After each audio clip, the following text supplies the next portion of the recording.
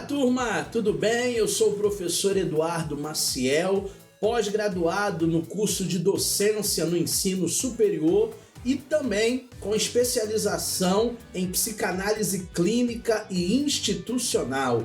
Hoje a nossa disciplina, a nossa videoaula é sobre as ferramentas psicanalíticas para a dependência química. A psicanálise, ela se vale de várias ferramentas para ajudar esse grupo de pessoas que precisa tanto de ajuda, que são os dependentes químicos, um grupo que precisa de muita atenção, de muito cuidado, de muito carinho, e muitas vezes o profissional da área da psicanálise ainda, porque isso pode acontecer brevemente, não tratou de um dependente químico propriamente dito. Então hoje nós vamos trazer todo o ferramental da psicanálise para ajudar você nesse curso, para que você possa entender o manejo e também para que você possa melhorar ainda mais a sua clínica terapêutica. Nós no Instituto Humaniza estamos aqui com todo o nosso time, com todos os nossos tutores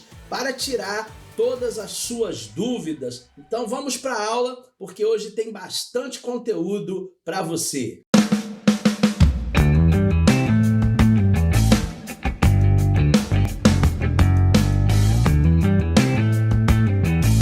Então vamos lá, turma, para a nossa aula de ferramentas da psicanálise na dependência química.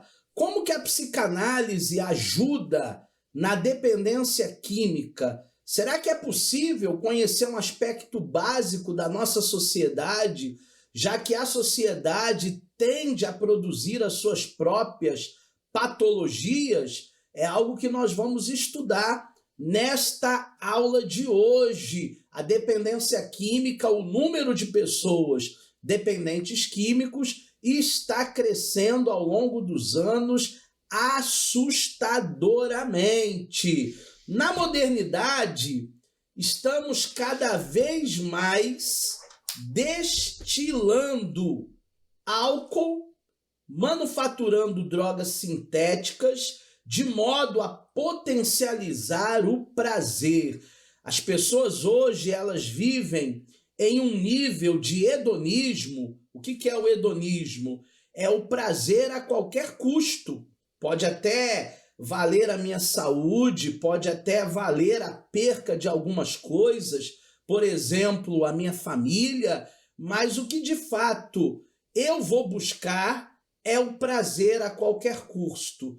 O prazer tem sido potencializado na modernidade, na pós-modernidade. E assim, as pessoas elas vão se frustrando, existe também muita competitividade, as drogas elas podem ser um escape, as drogas podem ser uma fuga, as drogas podem ser um incentivador e também algo para ilimitar, para produzir um cenário que vai se proliferando a cada dia dentro desse bojo que nós estamos aí, esse círculo vicioso que nós estamos aí de dependentes químicos. A indústria química hoje é uma indústria de bilhões, porque as pessoas buscando potencializar esse prazer, elas estão fazendo de tudo, absolutamente tudo, para que elas possam ter ali o seu prazer, o seu bem-estar. Mas o que é dependência química?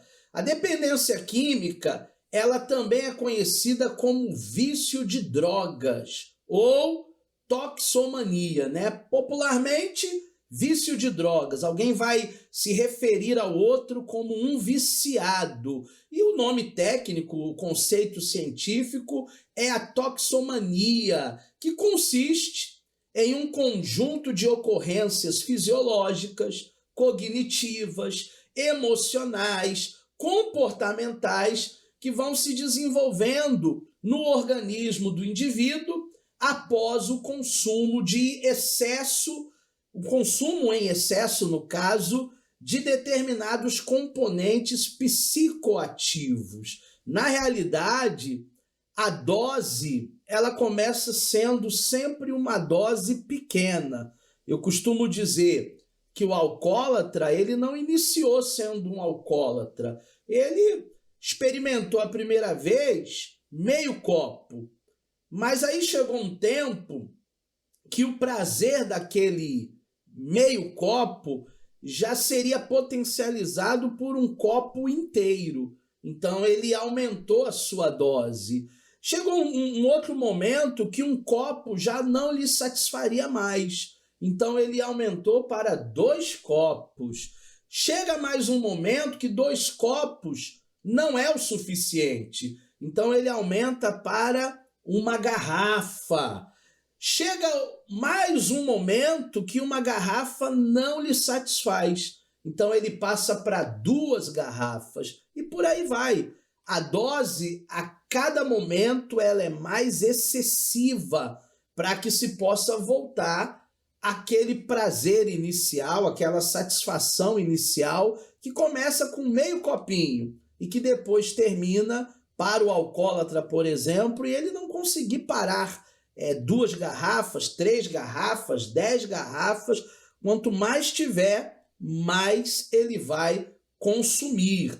A dependência, ela pode ocorrer pelo vício em uma ou mais substâncias psicoativas, tais como a bebida alcoólica, que eu acabei de falar, o fumo, né, que é o tabaco, a nicotina, a cocaína, o crack, a maconha, dentre outras coisas. A dependência química que nós falaremos hoje é mais uma dependência de psicoativas, vulgarmente conhecida como drogas, né? Agora, existe uma indústria, como eu disse, por trás aí, e algumas dessas drogas são até lícitas. Por exemplo, você não vai ser preso por comprar uma cerveja, você não vai ser preso por consumir um uísque. Agora, existem drogas ilícitas, como, por exemplo, a cocaína, o crack, a maconha. E existem drogas que muita gente nem coloca na prateleira das drogas. Por exemplo, café. Existem pessoas que são viciadas em cafeína. Ah, mas eu gosto de tomar um cafezinho todos os dias de manhã. Eu também gosto. Só que eu não sou viciado. Como é que eu sei que eu não sou viciado? Eu não tenho dependência nenhuma do café. Se um dia de manhã não tiver o café para eu beber, eu substituo tranquilamente por um chocolate, por um suco. No almoço, uma água com gás, um refrigerante. Quando é que você vê que você está viciado? Quando é que se comprova uma dependência? Quando você já não consegue mais viver sem aquilo. É todo dia, toda hora, com doses que só vão aumentando. Seja o crack, que é uma droga ilícita, que tem uma velocidade de destruição muito rápida, seja a cocaína, seja o tabaco, que é o fumo, seja a bebida alcoólica, ou então, muitas vezes, o vício, né? Hoje em dia tem crescido muito o vício das apostas esportivas. Existem pessoas que, quanto mais colocam seu dinheiro em sites de apostas esportivas, mais eles perdem, porque eles se tornaram dependentes. Existe um hormônio chamado dopamina, que é o hormônio do bem-estar. E quando você realiza, por exemplo, uma aposta esportiva e você ganha, os profissionais dizem que é o green, né? Quando você ganha é o green. Quando você perde, aquele dinheiro que você apostou é o red. Mas quando você ganha, você tem aquele green, isso libera para você uma quantidade enorme de dopamina, o hormônio do bem-estar. E a pessoa ela acaba se viciando nesse bem-estar, nessa sensação de dopamina, porque isso faz de fato com que a pessoa se sinta um vencedor, uma vencedora.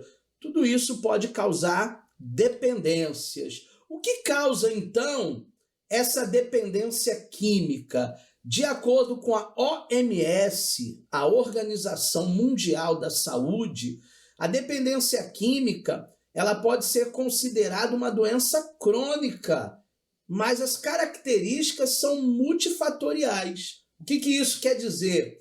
Ela pode ser causada por inúmeros fatores. E eu quero numerar alguns fatores nessa aula para você das causas dessa dependência química. O primeiro fator pode ser um fator genético, ou seja, muitas vezes o que é herdado dos nossos pais. Se o meu pai era um alcoólatra, eu terei uma propensão genética maior para, quando experimentar o álcool, me tornar um dependente, me tornar um alcoólatra, como foi o meu pai.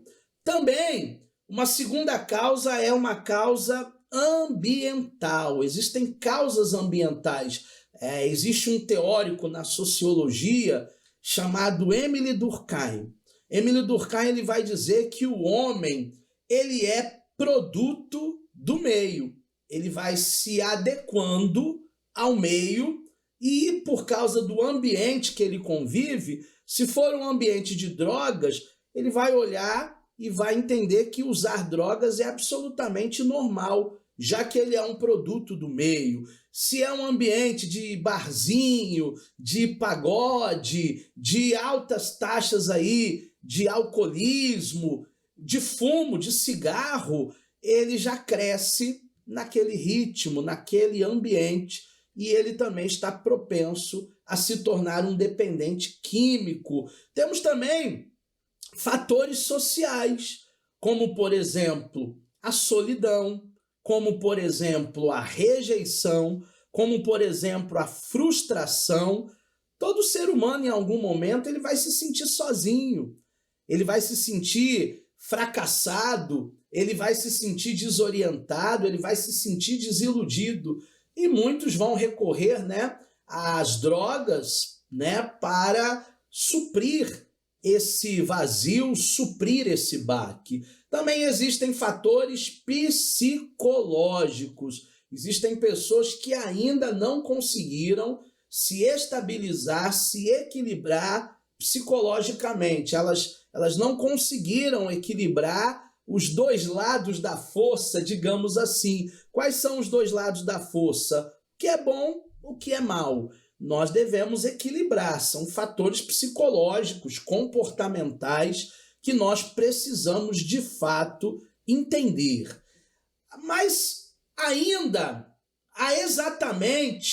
não há exatamente uma causa que nós possamos cravar ali como uma causa que desenvolve a dependência química. Como nós acabamos de falar, podem ser vários fatores, existem multifatores. Agora, apesar de muitos cientistas, muitos estudiosos se dedicarem ao longo dos anos a esse assunto, o que causa a dependência química, as pessoas, ou melhor, as pesquisas que essas pessoas fizeram, esses cientistas, eles concluíram que filhos de alcoólatras, por exemplo, possuem 4 vezes mais chances de desenvolverem o alcoolismo. Lembra que eu falei que o homem é produto do meio, com raríssimas exceções para Émile Durkheim?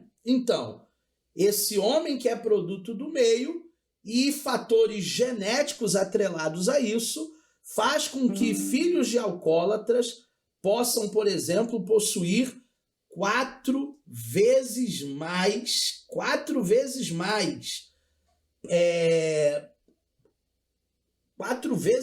chances de desenvolverem o alcoolismo. Esse número é exorbitante, esse número é assustador. Continuando ainda, o que causa dependência química? Além disso, jovens, mulheres, crianças, idosos são mais vulneráveis aos negativos efeitos de bebida, enquanto homens mais propensos a desenvolverem vício de drogas lícitas ou ilícitas. Então, os jovens, as mulheres e os idosos, eles estão mais vulneráveis aos efeitos do alcoolismo. Agora, os homens, eles não ficam geralmente somente no alcoolismo. Um abismo vai chamando outro abismo, né? Um vício vai chamando outro abismo.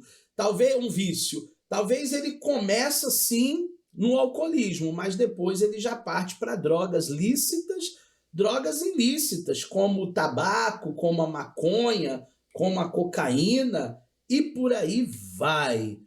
Por outro lado, existem algumas situações e características que encaixam, né, como fatores de risco para desenvolver a dependência química. Se nós não temos uma causa fechada, se podem ser muitas causas, nós temos, por outro lado, situações que vão desencadear, sim, essa dependência química. São elas transtornos psiquiátricos. Uma grande maioria de pessoas que têm transtornos psiquiátricos acabam, ao longo dos anos, se tornando dependentes químicas. Acabam, sim, fazendo uso de tantos remédios, de tantas medicações, de tantas drogas, e isso causa, sim, dependência. Segunda coisa é a falta da atenção dos pais e da família.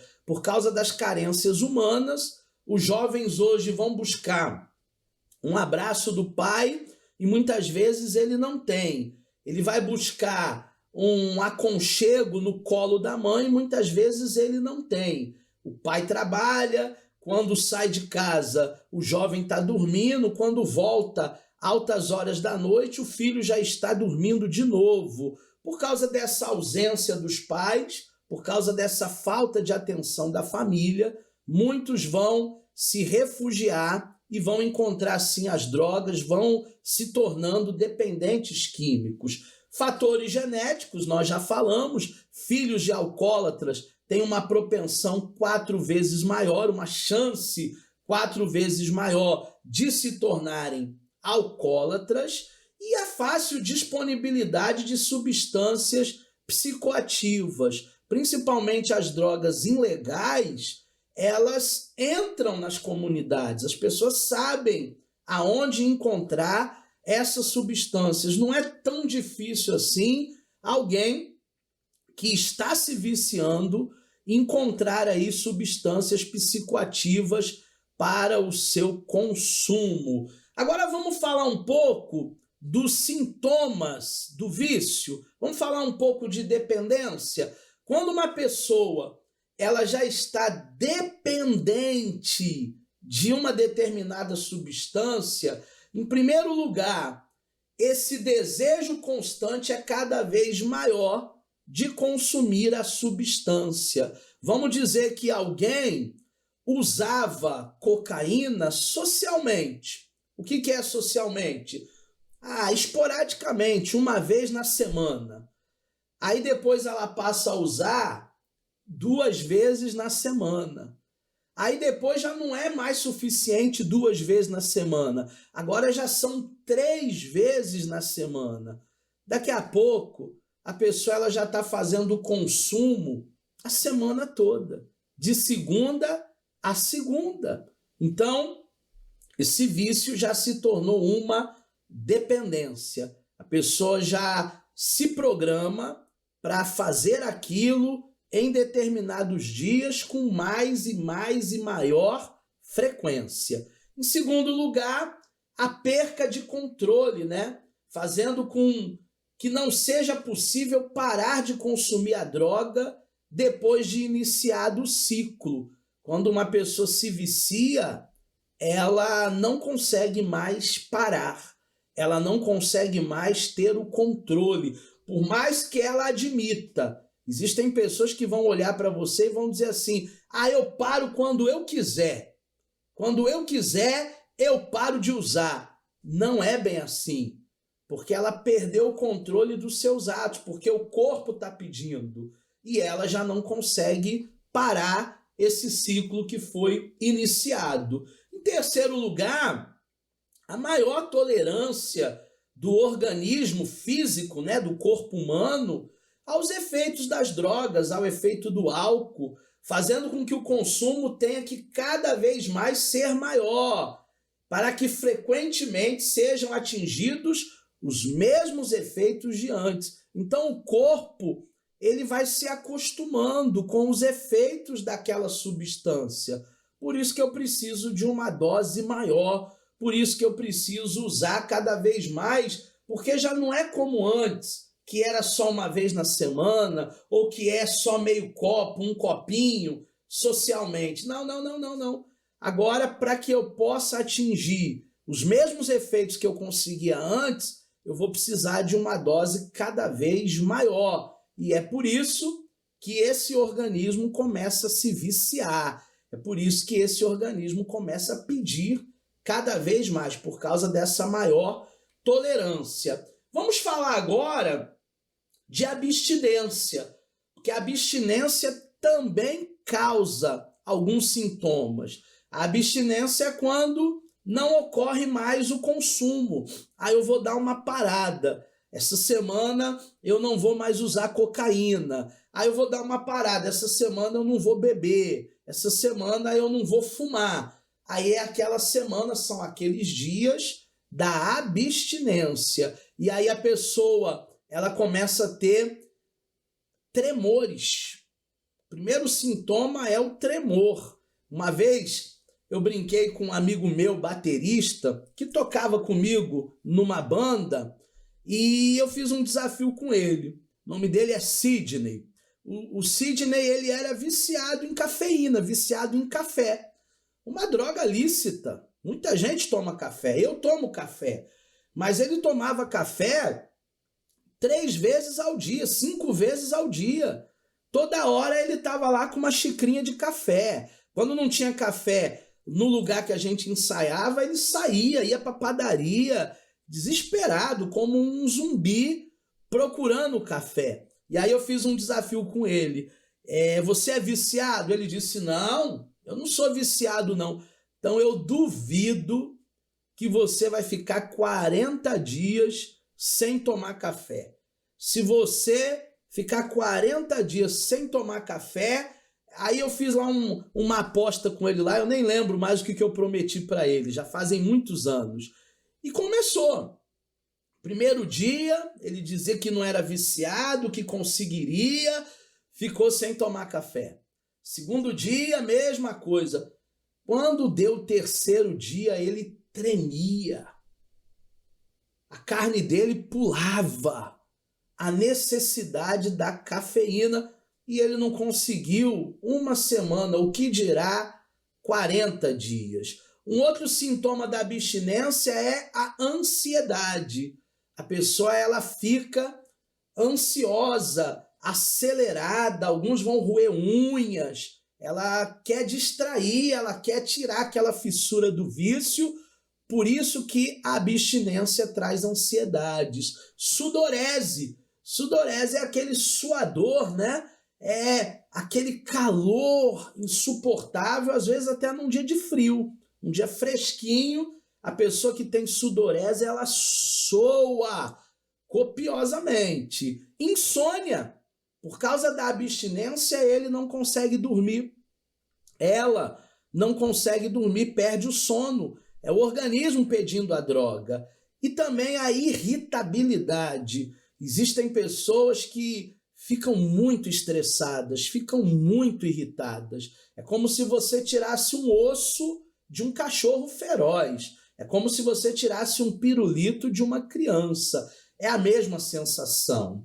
Agora eu quero falar com vocês sobre a psicanálise. Afinal, a nossa ajuda aqui, a nossa aula aqui são as ferramentas da psicanálise para o tratamento de dependentes químicos. A psicanálise é uma técnica que trabalha com o inconsciente e ela foi desenvolvida por Sigmund Freud. Ele é o responsável, ele é o pai da psicanálise. E nos estudos de Freud, ele fala algo responsável pelas nossas atitudes automatizadas. E, ao mesmo tempo, ele nos dá técnicas, né? Ele nos dá manejo clínico para que nós possamos desafiar a lógica e o bom senso conhecido. A psicanálise trabalha com o subconsciente. Eu faço uma ilustração de um iceberg.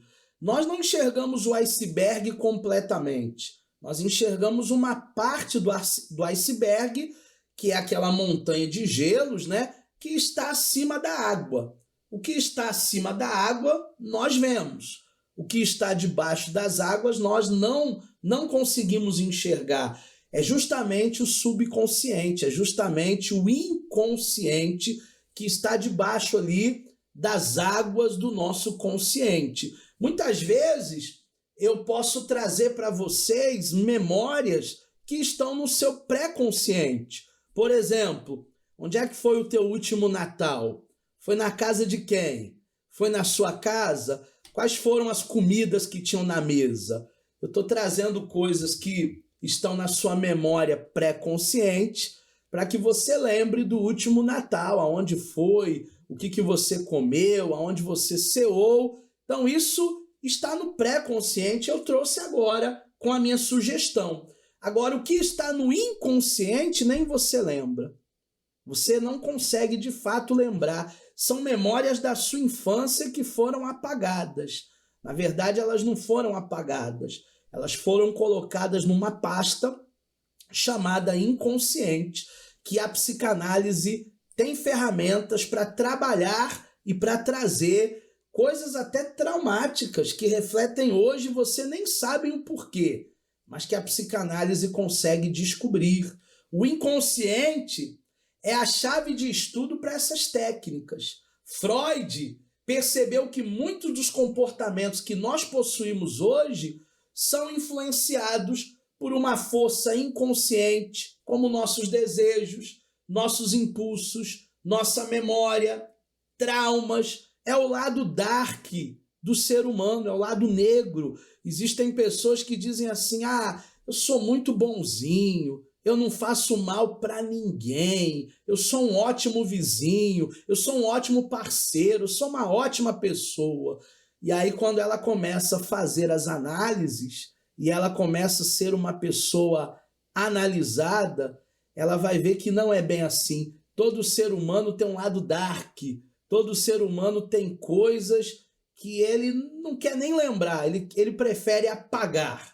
Mas a psicanálise te ajuda a vencer esses monstros. Independentemente se são agradáveis ou não, podem causar e mudar o ambiente de convívio em que a pessoa está inserida. Então, o que nós acabamos de falar? Esses desejos, esses impulsos, essas memórias, se são agradáveis ou não, podem mudar o ambiente, podem mudar a ambiência, podem mudar o teu histórico. Então, as ferramentas para trabalhar com dependentes químicos são vastas. E a psicanálise vai, sim, nos ajudar nisso. O inconsciente transforma o consciente. Quando alguém é vítima de um comportamento rude, de um comportamento grosseiro, lá onde você trabalha, quando uma pessoa sente raiva, ela também está tendenciosa a querer rebater, a querer agredir, até mesmo fisicamente. Eu estava falando ontem, numa palestra que eu fui convidado, quando duas pessoas orgulhosas se encontram no trânsito, pode ter uma morte ali, pode ter um crime ali. Porque um não cede, o outro não cede, um diz que está errado, o outro diz que é ele que está errado. Nunca ninguém está errado. E aí, muitas vezes, dois orgulhosos se encontrando num trânsito, pode haver uma tragédia. Quando alguém tem um comportamento grosseiro conosco, a tendência de fato é revidar. E às vezes, o ser humano ele cria uma fantasia mental, uma fantasia imaginária sobre a pessoa que foi rude para consigo. Ele fez isso porque ele não gosta de mim. Ele fez aquilo porque ele está querendo me mandar embora. Ele fez aquilo para me desestabilizar. E muitas vezes nós levamos para o pessoal uma coisa até que foi algo de momento, algo da empresa, algo que poderia acontecer com qualquer um. A psicanálise e a dependência química é o nosso assunto propriamente dito da aula de hoje. Como Freud estudou a psique humana, ele deduziu que com a psicanálise existe uma ajuda para a dependência química. Existem fatores associados ao prazer e à tensão. Existem dois tipos de tensão: a tensão de vida e a tensão de morte, explicada no nosso curso de psicanálise. Então, essa dependência química, ela vai ajudar essas tensões, ela vai propiciar esse prazer, esse hedonismo a qualquer custo.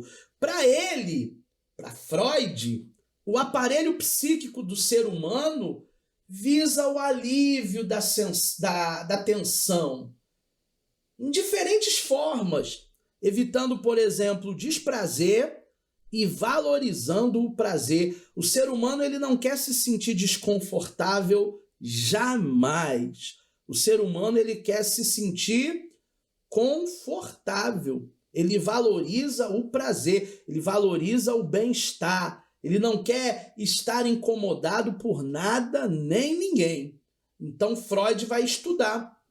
Isso é fruto do nosso aparelho psíquico, querendo avaliar essas tensões. Há uma citação em que, apesar de destrutivo, o uso do álcool, o uso das drogas como alívio para o desconforto, para o alívio para o desprazer, para o alívio para a dor humana, aparentemente tem se mostrado eficiente de alguma forma, pois está presente, desde os primórdios, desde o tempo do seu pai, desde o tempo da sua avó, desde o tempo da sua bisavó, desde os tempos do seu tataravô, gerações e gerações e gerações e gerações passadas, o uso das drogas, lícitas ou ilícitas, traz sim um aparentemente conforto, um aparentemente alívio, é uma forma de descarregar a tensão, é uma forma de fuga. Existem pessoas que dizem assim: eu vou beber até cair para afogar as minhas mágoas. Na verdade, isso é uma fuga de uma desilusão, de um problema, de algo que a pessoa está passando, sentindo e não gostaria de sentir.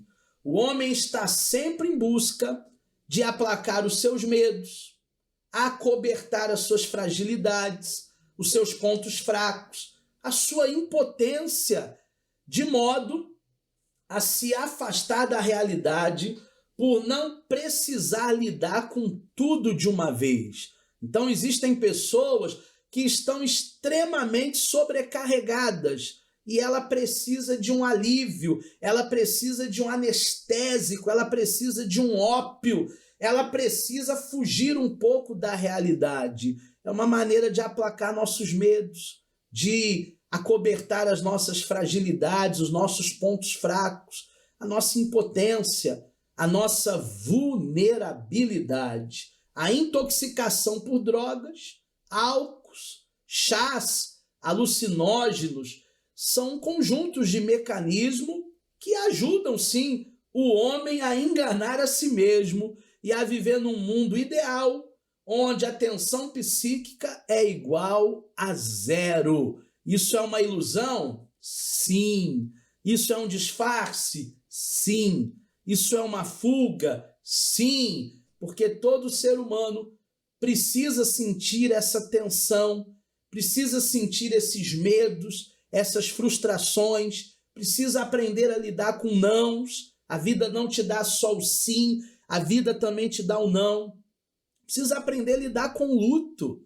Se nós temos uma certeza, é que um dia nós não estaremos mais aqui vivos. Fisicamente, todo mundo vai morrer. E é preciso lidar com o luto. É preciso enfrentar todas as fases do luto.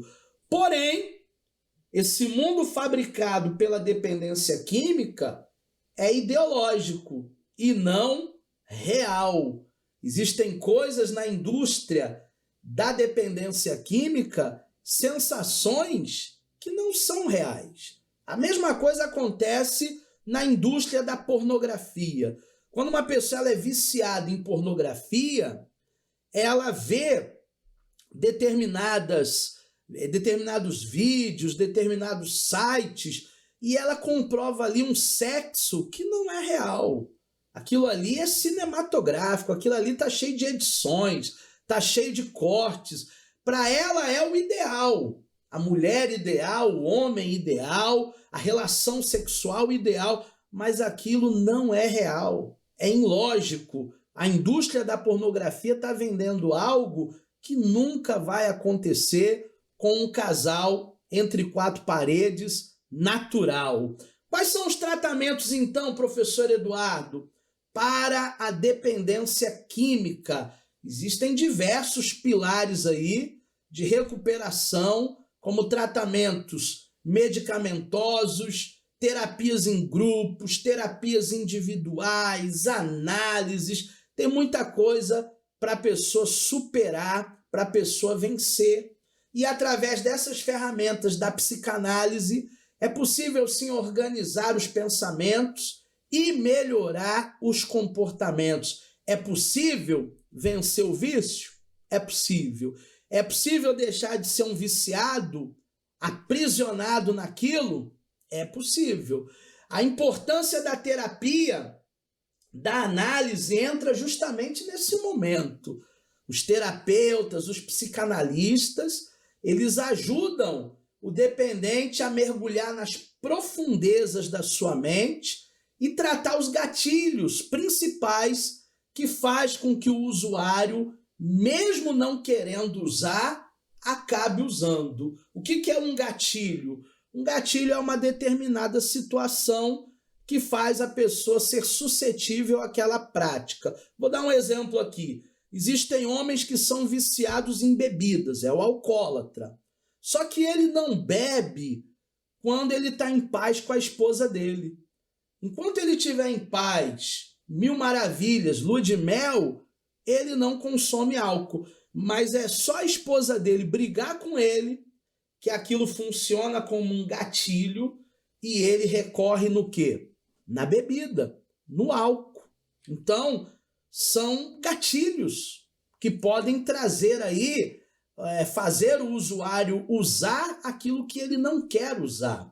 Normalmente, esses gatilhos nem sempre são conhecidos, nem sempre são identificados. Raramente um usuário entende o que é um gatilho, que é essa situação que o leva a fazer o que ele não quer fazer.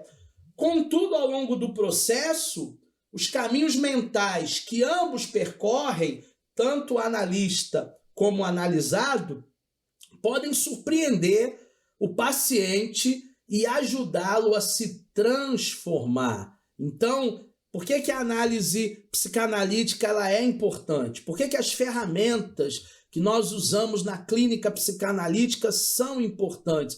Porque o analisado, o dependente químico, ele vai conseguir enxergar aquilo que ele não está enxergando ainda, que são esses gatilhos, que são esses porquês aí de novamente ter uma recaída. Existe também a terapia medicamentosa, que conjuntamente com as terapias psicanalíticas, essa terapia medicamentosa, ela faz o acompanhamento, né, por um psiquiatra, que é o especialista que pode medicar. Psicanalistas não podem medicar, psicólogos não podem medicar, terapeutas, de uma maneira geral, não podem medicar, mas o psiquiatra sim. E existem quadros de alguns usuários que, para que ele possa evoluir, ele precisa sim procurar um psiquiatra. Existe, é claro, aí um mito, existe aí uma banalização, existe uma frase aí do senso comum que diz que quem procura um psiquiatra é porque já está maluco, e na verdade não, né? Quem procura um psiquiatra é uma pessoa de fato que ela precisa se tratar de algum problema, de alguma debilidade, mas ela não é maluca, ele não é maluco. Assim, a fissura e as abstinências, olha o trava-língua aí, as fissuras e as abstinências são administradas e o paciente pode ter aquele conforto, porque ele já está se tratando, aquela sensação ruim que anteriormente era provocada pela falta da substância, agora vai sendo estabilizada, administrada com esses medicamentos para estabilizá-lo, para que ele possa de fato se curar, melhorar, deixar aquela dependência que muitas vezes está afundando ele na lama. Vamos falar agora das características dos dependentes químicos que nós trabalhamos na psicanálise. Primeira, a baixa tolerância à frustração. Pessoas dependentes químicas, elas não toleram a frustração, elas não toleram o baque. Elas tomam determinados baques na vida e ela não sabe elaborar o porquê daquele baque. Pode ser até mesmo um luto, a perca de um parente, de um familiar, alguém que nós amávamos muito, mas que se foi. É uma frustração, é um baque, mas a psicanálise consegue ajudar o dependente a não continuar nas drogas, mas a ele se reportar para as análises. A baixa autoestima, né? Pessoas que durante a vida toda ouviram da boca de outros que elas não valem nada, que elas não dariam certo na vida, que elas não prestam para nada, e isso aí foi criando uma baixa autoestima. A pessoa não gosta dela, não gosta de quem é ela, não gosta da sua aparência. Também, uma outra característica é a impulsividade. Dependentes químicos são impulsivos, querem a coisa para ontem e fazem acontecer de fato. Às vezes se colocam até em algumas enrascadas por causa dessa impulsividade. Outra coisa é a indisciplina. Pessoas dependentes químicas são indisciplinadas ao quadrado, não conseguem ter uma agenda, não conseguem parar no emprego. Existem pessoas que a droga, a dependência, está fazendo com que ela não mais consiga estar encaixada no mercado de trabalho. Trabalha um mês numa empresa, é mandado embora. Trabalha um mês e meio em outra, é mandado embora. Às vezes bate um recorde. Conseguiu trabalhar ali 3 meses, mas também foi mandado embora. Então isso também vai causar um transtorno para a vida dela, as indisciplinas. A desorganização, as pessoas dependentes geralmente são desorganizadas e alguns chegam ao extremo aí de viver num verdadeiro chiqueiro. Ela já não tem mais asseio nenhum, mais cuidado nenhum. A dependência, que é propriamente a substância, a dependência emocional também é uma falta que a pessoa sente do carinho do pai, do carinho da mãe, do carinho do marido, do carinho da esposa, do carinho dos filhos. Essa dependência emocional faz com que a pessoa venha recorrer a substâncias aí químicas, as drogas lícitas, as drogas ilícitas, a imaturidade de muitos, porque muitos passaram pelo processo da maturação, né? Mas eles não passaram pelo processo da maturidade, e é um processo que todos nós precisamos passar. Dependentes químicos geralmente são agressivos, existe uma característica da agressividade, muitas vezes até na abstinência. Sedução, a substância química seduz e faz com que algumas situações do dia a dia sejam disfarçadas. Dissimulação, as pessoas dependentes químicas mentem muito, dissimulam muito, têm uma mente muito criativa para inventar mentiras. A mitomania é o mentiroso crônico, né? Talvez você tenha um parente, um familiar, que ele é mitomano. Mitomano é alguém que mente por qualquer coisa, mesmo sem necessidade, né? Às vezes as pessoas não mentem dizendo que estão num lugar e, na verdade, elas nem saíram de casa. Às vezes eu ligo para alguém, né, que marcou comigo um churrasco e tá demorando. Fulano, você tá onde? Ah, eu já tô perto. Daqui meia hora eu chego, tô preso no trânsito. Aí dá meia hora, 40 minutos, 1 hora e meia, a pessoa não chega, você fica até preocupado. Mas, na verdade, é uma mitomania, ele mentiu. Ele não estava arrumado, ele não estava no trânsito, ele não tinha nem saído de casa, ele não tinha nem tomado banho. Também, o imediatismo, as pessoas quererem as coisas para ontem, a inversão de valores, e nós vivemos, sim, numa sociedade onde os valores estão invertidos, o amargo se tornou doce, o doce se tornou amargo. O negacionismo. Pergunta para um viciado se ele se considera um viciado. Ele diz assim, eu? Viciado? Não, eu paro a hora que eu quiser. A hora que eu quiser eu paro. Mas ele não consegue parar, porque ele já está viciado, dependente daquela substância. Também são pessoas inconsequentes, elas não vão medir as consequências, os transtornos e tudo aquilo de ruim que pode lhes sobrevir. São geralmente pessimistas.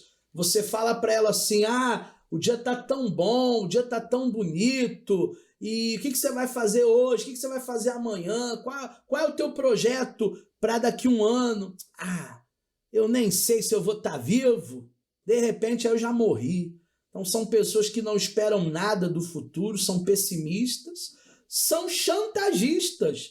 Dependentes químicos têm essa característica. Muitos partirão para o lado da chantagem e também das ameaças. Dependentes podem ser pessoas ameaçadoras, pessoas que, para conseguir o consumo de uma determinada substância, são capazes até de fazer assaltos à mão armada, furtos. Elas são capazes de tudo para manter o seu vício. Qual é o maior desafio, então? Na psicanálise, com suas ferramentas. Qual é o maior desafio, então, para um analista tratando da dependência química?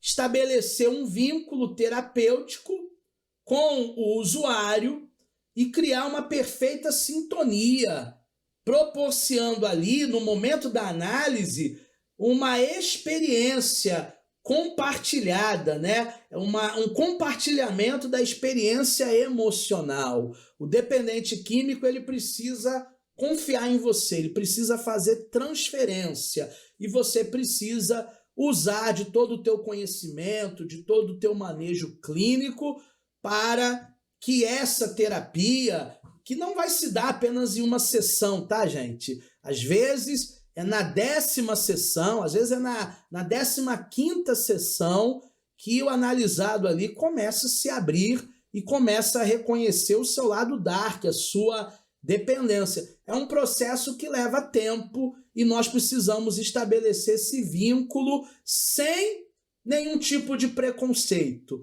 Porque quando você tem um olhar na clínica preconceituoso, as pessoas elas conseguem ler o teu olhar. As pessoas elas sabem que você é uma pessoa preconceituosa. Qual é o maior desafio?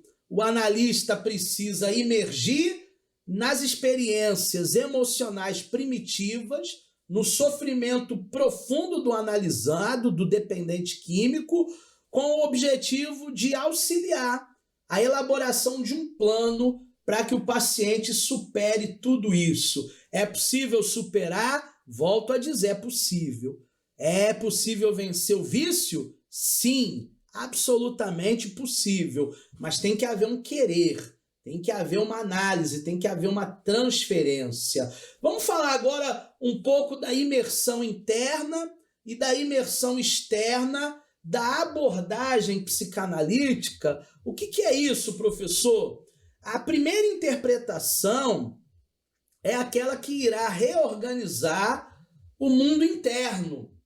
A segunda já vai ser o encontro entre o analista e o paciente, que vai gerar uma autenticidade na ligação emocional e que altere o campo intersubjetivo. O que seria, trocando em miúdos, o campo intersubjetivo?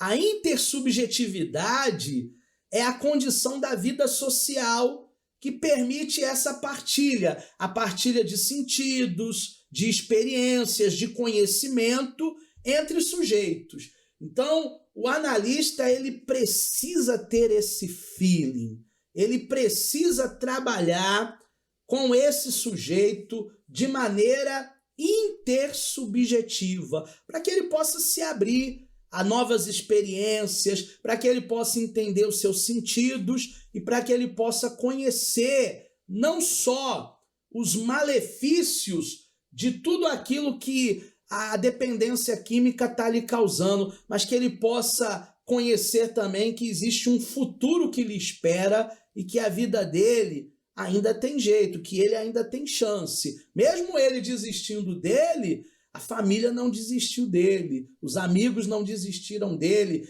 e nós, como analistas, também não desistimos.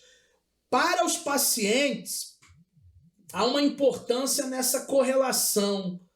Contudo, em pacientes usuários de drogas, esse vínculo deve ser mais forte. Então, essa imersão interna e essa imersão externa, essa abordagem psicanalítica, na maioria dos pacientes, ela precisa ter essa correlação. Mas quando você pega um caso de dependente químico, isso tem que ser ainda mais forte. Esse elo, ele precisa ser um elo ainda mais forte. O usuário precisa sentir que realmente tem alguém ali, não é um robô, não é um ciborgue, que estará correndo os mesmos caminhos dolorosos e que são necessários para o desenvolvimento. Tem alguém que pode lhe ouvir. O psicanalista é alguém que tem um ouvido terapêutico. Eu posso te ouvir. Porém, como os dependentes químicos são vítimas da sociedade, porque eles são discriminados, eles podem criar situações de modo a serem abandonados e assim podem voltar a usar livremente aquela substância. Isso é triste, quando a pessoa tem uma recaída e desiste de tudo e de todos. Quando uma pessoa tem uma recaída e mesmo ela galgando alguns estágios de melhora, depois ela deixa aquele processo, aquelas análises, ela acha que já está até liberta. Não, eu já estou sem usar 1 mês, eu já estou sem usar 6 meses. E aí muitas vezes, se houver um abandono, né, do psicanalista, do profissional, se houver um abandono da família, esse dependente, como ele é vítima de uma sociedade preconceituosa, ele pode voltar sim a usar e a consumir todas aquelas substâncias que outrora ele disse para ele mesmo que não iria mais usar. Tá certo, gente? Chegamos ao final da nossa disciplina Ferramentas da Psicanálise. Eu acredito que você tenha recebido nessa aula uma boa bagagem. Eu acredito que nessa aula você tenha recebido algo que você não sabia, principalmente dentro do ferramental psicanalítico que nós temos. E qualquer dúvida, procure o nosso time, procure os nossos tutores, para que você possa sim tirar todas as suas dúvidas nesse curso que você está fazendo, tá bom? Um forte abraço, eu, professor Eduardo, vou ficando por aqui. Até uma próxima oportunidade.